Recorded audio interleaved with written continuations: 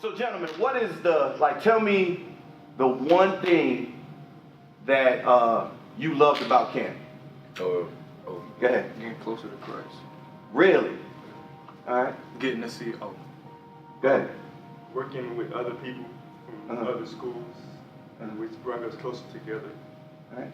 getting to see that other kids are either closer to God or just as equal as me to God, and we all get to grow together. Wow. Anybody else? Go ahead. The teamwork, everybody, we didn't know each other, but at the same time, we worked together well. So that was really impressive. All right. What was the best part of camp for you? Games. Yep. Yeah, The game was so fun. But they was tiring. Competition. The game was tiring. I like the competition against all the other hoodles. And then getting to talk trash and nobody get mad. The next best part when we got in that And the pool. songs also. What'd you say, Phil? Pool. The pool? Oh yeah. The water slide. The water slide. That water slide. Oh yeah. So man, look man, you spent 3 days, man. What are you taking back to your team and your school? Like some of you guys have Bible study clubs and some of you guys don't. So if what are you taking back to your team? Go ahead. I feel like after these 3 days, I became a better leader because I was around other leaders who in turn made me a better teammate and a better leader at the same time. Cool. Take pride in everything you do. And put God first. All right. Never. Yeah. It was like the first 2 sessions. He said at the point of exhaustion, you have to rely on faith in order to be the pursuit. I think that's where Philippians 4:13 comes in. Is when you physically can't do it no more, you gotta lean on Christ. Yeah, they said that at camp too. See, I wasn't there, so that'll tell you something. Go ahead, bro.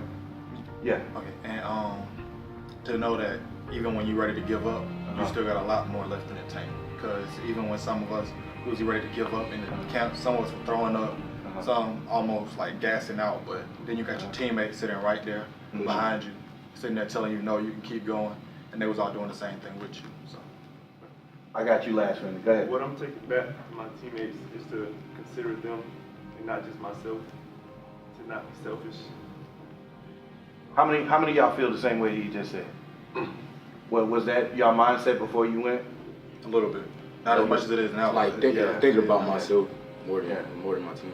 Go ahead, man. Well, I wanted to say back to my team that anything is possible because we went down there and we seen boys and people that we never was with before. And well, it was like with them for like 1 day before we really had to start going to competition and do things with them. And we made it far, and it's like, if we can do that with people that we've never seen before, we can do it with people that we see every day. So it's like anything is possible. All right. How did this impact your faith, man? It made me like legit closer to God because like usually I pray like twice every day. At this camp we pray like so much in 1 hour. Like it made me believe like a lot more. Like, you always hear about how you get that feeling inside, but like where I come from, you don't really experience that. Like I go to church and stuff, but see, I don't really sit and get involved in church like that. But going there and being able to sit around kids and stuff about my age and sit there and when they would sing songs, I don't get up and stand up when they do church songs, but at the camp, you see all these other kids standing up, and it's like they're pushing you to make you get involved in church. Go ahead. I saw it. I was gonna say like when they were saying don't treat God like or like the Bible like buffet. Just don't just pick and choose what you want to say. You gotta say it like repeatedly. You gotta do it. It made me feel as if God was there with me physically, also not just spiritually. Wow. What do you mean by that? Because let's say during the song, I would stand, I would be all into it, and it felt like God was just touching me everywhere. I really like with the whole faith thing because it was explaining to us, they put it in the context as, it's like a blind man going around without being able to see for a long time, and then he took it to the Grand Canyon, I think he said, and out of nowhere he could see, and that's like, they were saying like, that's the same thing with God, we can't see him, but we believe in him and we trust him, so like, that really gave me more push to like, trust God more than I actually do. Wow.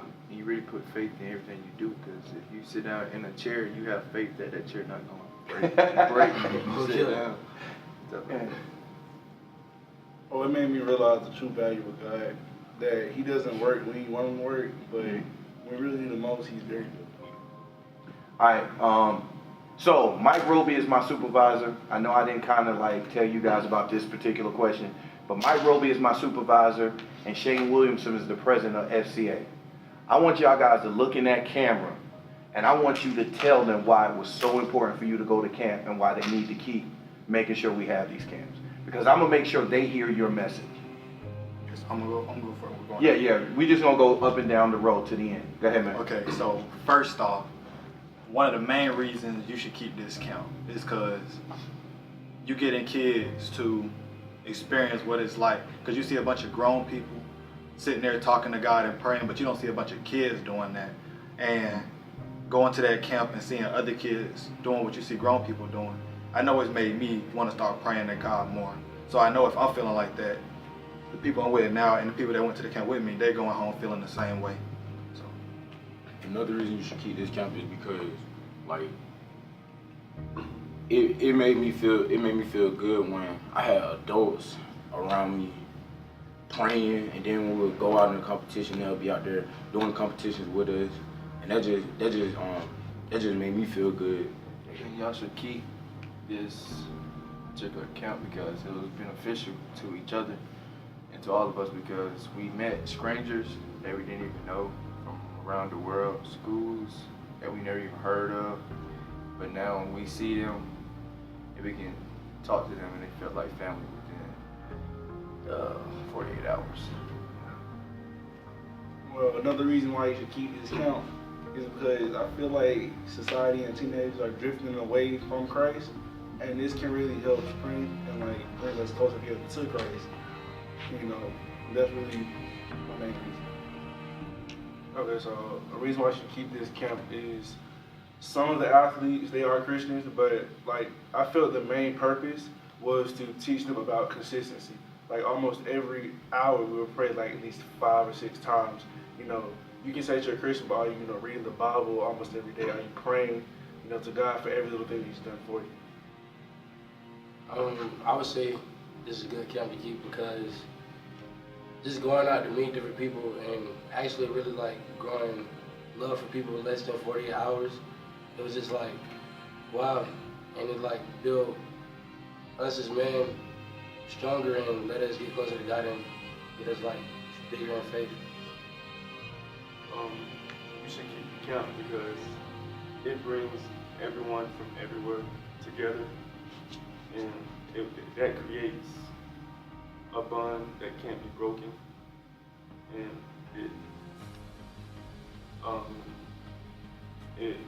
when the bond is created, it pushes everyone to work together. All right, I'm gonna ask a question.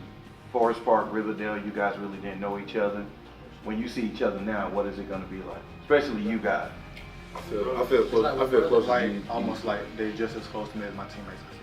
Yeah. That's what's up, man. Laugh, Let me just leave you with a thought. All right. There's only one person angry right now, one person upset. If you believe in God, you gotta believe in the devil. And the devil, man, he's a cunning defensive coordinator. He really is, man. And he's gonna send double teams, triple coverage, and he's sending D1 type of enemies after you. You guys got to make sure y'all got each other's numbers. Just like when you come off on the sideline after a bad play and your teammates lift you up, you guys need to connect with each other. Sometimes it's not going to be cool to just talk to Forest Park. It's going to be hit the guys from Riverdale and Morrow. You know what I'm saying? And be like, you know what, man, this is what I'm going through, man. Can you pray with me? Because I'm telling you, he's coming. He's going to double team you. He's going to send the desires that you want. If it's anything like I went through, I know when I was your age, I was okay with the girls, but then the devils, that was one of the things he used. He started sending the most beautiful girls after me, and I was like, oh, snap, okay, I know what this is. So know what your temptations are and pray. Now you know you could pray all the time. You know what I'm saying? But most of all, man, show the same love that you got. And this is a surprise. I don't know if you guys were really paying attention when I said it, but me and the character coaches are going to meet with y'all once a month. We're going to try to do it on the Thursday because we know that's when practice ends early, and we're going to have dinner at a Chick-fil-A, and we're going to continue to have these talks by a team, and then maybe twice a year we're going to bring all of y'all together. And then if God works it out during Christmas break, we may send you to a different camp. But the only thing we want from y'all is to plug into a church. And if you don't have a church home, let us know, and we'll get you in one. All right? Anything y'all want to say to Mr. Chris before we close out? Thank you for dropping. You're welcome. All right. Well, guys, man, FCA loves you. Mike Roby loves you. You know, guys, I love you. We appreciate y'all. Riverdale has a special character coach. His name is New Love. So, so they ain't got nothing but love. But Alan loves you guys just as much, man. And so, when you see Alan, talk to him.